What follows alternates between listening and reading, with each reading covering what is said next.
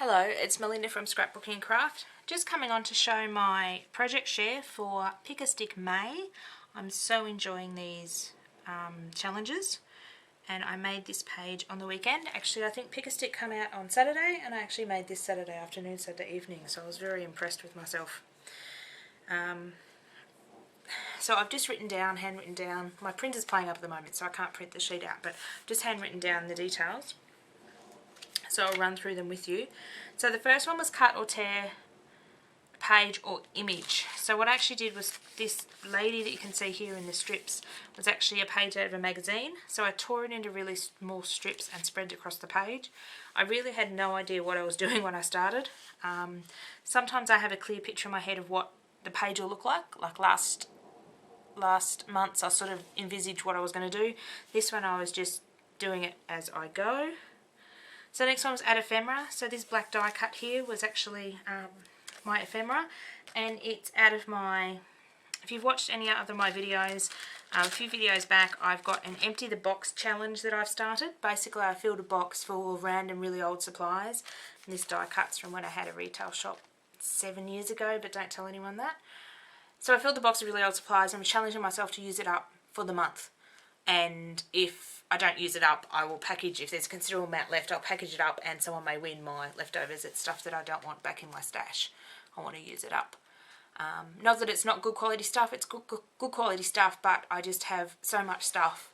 I'm wanting to also challenge myself to use things. So I've been good so far. I've done a couple of journal pages and a couple of little projects using bits and pieces from the box.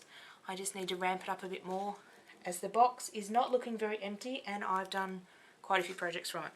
That's enough about that. So that's the black die cut.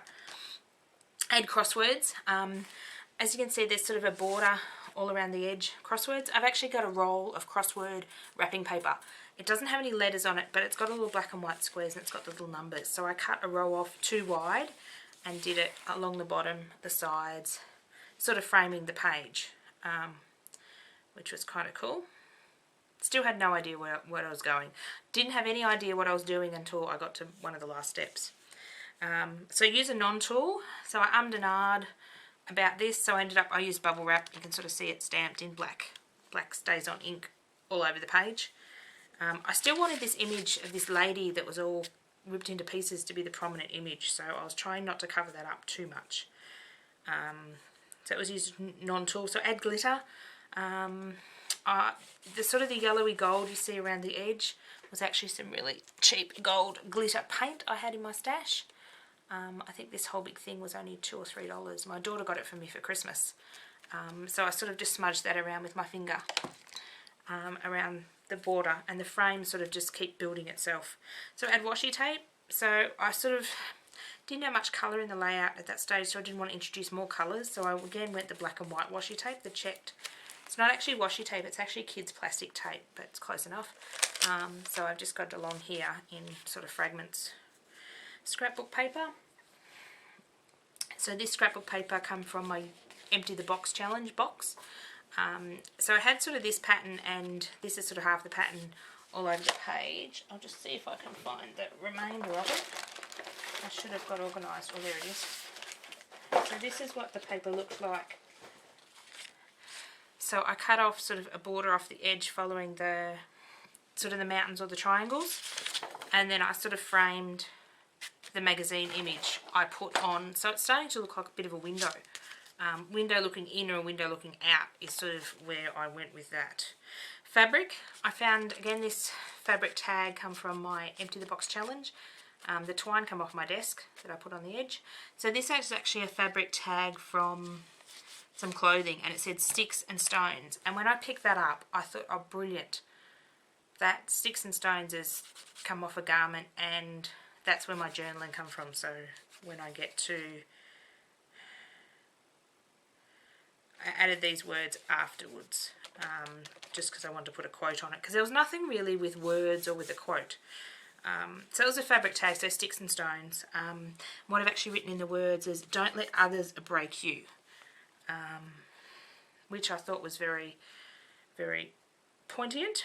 The one that stuck me was mountains or trees. Step 9. I sort of had the tag on here, I had this on here. It was almost finished, I only had one step to go. I didn't know what to do with mountains or trees. I thought about putting a tree sort of vine up here, and then I was thinking, is this a window looking out or a window looking in? And I thought, I don't know. So I toyed around with a tree idea, I toyed around with a mountain idea. I even went to Alexis, my 8-year-old, for some advice. And she told me, Mummy, just stick a mountain on it and be done with it. Because she does a lot of these challenges with me and she's so funny. She doesn't procrastinate, she just gets on with it, has a clear idea of what she's doing, and it frustrates me. She goes, these look like mountains. And I'm going, yeah, they sort of look like mountains. So that one really stuck me. So I went and had some lunch, come back.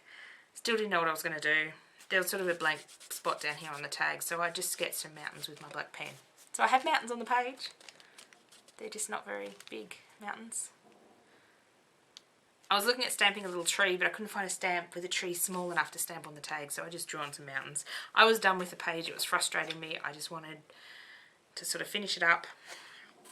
And step 10 was black marker or pen, and the paper looked a bit lost and wasn't very defined, so I've just gone around in a sketchy manner with a permanent marker and sort of sketched out the window.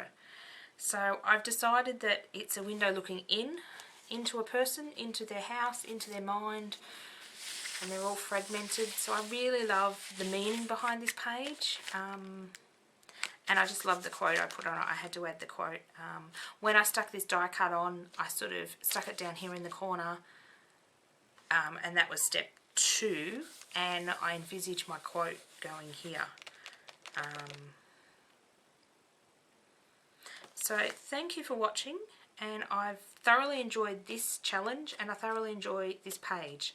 Some of the challenges I've done, I've enjoyed the process, but I've got to the end and go, oh my god, I don't like it. This one, I was struggled along the path and then I got there, and I thoroughly enjoy this page. This will be a good teaching page when I start teaching classes, so this will be good. So I'm thoroughly happy with that. I just need to give it a coat of wax because when I opened my book it was sticking in the middle with the Mod Podge. The text you can see between the rips is actually, I'm actually working in an altered book for my art journal this year. Hang on, I'll just have to put a bit of wax paper, otherwise that will stick together in there. So I'm actually using a complete book of wine. So on most of the pages it has just text. So the page that I used had columns of text like this on both pages. So that's how you can see all the text in the background. That was actually how my page started. So I decided not to gesso. Oh, there's a clear page. That's what the pages look like. So I decided not to gesso this particular page and incorporate the text in it as well. So thank you for watching. And I thoroughly enjoyed this challenge, and I look forward to June, and June will be here before we know it. So thank you for watching and listening to my rambling. I will leave you now. It's very late at night and I do have to go to bed, so I will catch up with you again. Bye for now.